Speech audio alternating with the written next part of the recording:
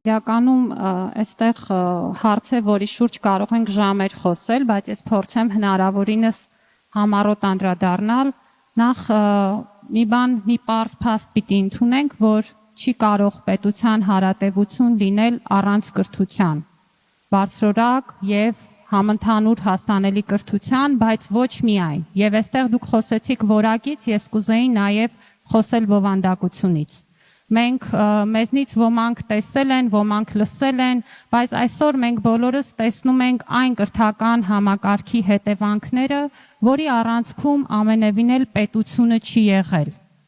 Եվ անկախ նրանից, թե մենք ինչ որակով այդ կրթությունը կիրականացնեինք, եթե այդ կրթության բովանդակությունը հակապետական է,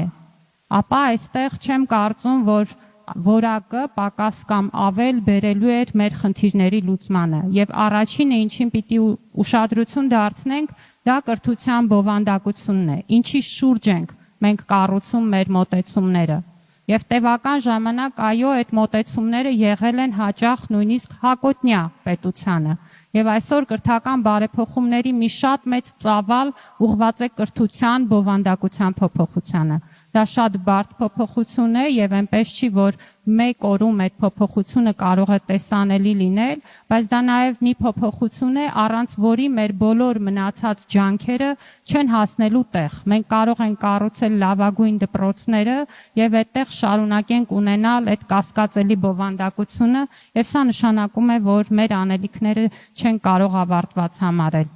Իհարկե, այստեղ մեծ աշխատանք ունենք անելու բոլոր ուղղություններով եւ մեր այսօրվա բարեփոխումների օրակարգը բոլոր ուղղություններին միտված է եւ այստեղ արդեն բավական մանրամասն խոսվեց մեր ենթակառուցվածքային միջավայրային փոփոխություններից։ Ես պետք է հիշեցնեմ նաեւ մեր հանրակրթության չափորոշիչի նախադպրոցական կրթության չափորոշիչի, մասնագիտական կրթության եւ ուսուցման նոր օրենքի, ինչպես նաեւ բարձրագույն կրթության եւ գիտության նոր օրենքի մասին, որոնք ինստիտուցիոնալ փոփոխություններ են, միտված հենց այն բովանդակությանը, որի մասին քիչ առաջ խոսում էի, եւ իհարկե այստեղ մեր կարեւորագույն անելիքներից է նաեւ հենց ոլորտում մարդկային կարողությունների զարգացումը։ Գիտեք, որպեսզի մենք կարողանանք պատրաստել են կադրերը, որոնք հետագայում կծառայեն պետության նպատակներին, պետք է հետ գնանք եւ տեսնենք իսկ ովքեր են այն մարդիկ, ովքեր պատրաստում են այդ կադրերին։ Եվ առնվազն մեծ աչքակապություն կլինի, եթե մենք այսպես պնդում անենք, որ այսօր բոլոր այն մարդիկ, ովքեր ներառված են կրթության գործում, սովորեցնելու բան ունեն։ Եվ այստեղ ես խոսում եմ նաեւ մեր բուհական դասախոսների մասին, որոնց մի մասը իմ խորին համոզմամբ կարիք ունի լուրջ կարողությունների զարգացման, մյուս մասն էլ թերևս այլ աշխատանքով զբաղվելու, ունենք նաև շատ լավ դասախոսներ իհարկե, բայց համակարգային խնդիրները պետք է առաջին հերթին ձևակերպվեն, որպեսզի հետո դրանց լուծումների ճանապարհով գնանք, եւ ակադեմիական քաղաքը, որի մասին խոսում ենք, միայն միջավայր ու ենթակառուցվածք չի, այդ նաև այնպիսի մարդկային կարողությունների համախմբում, որի միջոցով մենք այդ մրցունակությունը ապահովելու ենք եւ մենք վստահ ենք, որ այս գործընթացի արդյունքում նաեւ մեր բոլոր կրթական հաստատություններում պետք է լինեն մարդիկ, ովքեր սովորեցնում են առաջին հերթին իրենք սովորելով եւ կարծում եմ, որ սա անպայման բաղադրիչն է կրթության համակարգում ներգրավվածություն ունենալու համար։ Բայց պետական մարմինների համար կրթության համակարգի դերը ամենևին էլ այս գործողությունների ամբողջությունը չի։ Կրթական համակարգի դերը ամբողջությամբ պատկերացնելու համար մի կարևոր սկզբունք պիտի հիշենք, որ կրթությունը հանրային բարիք է։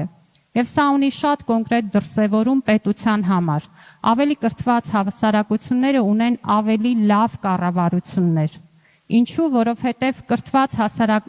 հասարակությունը եւ կրթված մարդիկ դրանք նաեւ քաղաքացիական ավելի բարձր գիտակցություն ունեցող, ավելի մեծ ընդգրկվածություն ունեցող մարդիկ են, որոնք նաեւ այդպիսով կարողանում են գիտակցված որոշումներ կայացնել, այդ թվում օրինակ ընտրությունների ժամանակ, Դրանք մարդիկ են, ովքեր նաև հանրային հսկողության մեխանիզմների հանդեպ ունեն առավել մեծ զգայունություն, ինչը այդ թվում կոռուպցիայի կանխարգելման կարևորագույն գործիքներից է։ Դրանք մարդիկ են նաև, ովքեր ավելի բարձր արտադրողականություն ունեն եւ այսպիսով նաև ավելի կրթված հասարակության միջոցով տնտեսական զարգացման ուղիղ հնարավորություն է ստեղծում եւ այսպես կարելի է բազմաթիվ թվարկումներով շարունակել, ինչը ցույց է տալիս, որ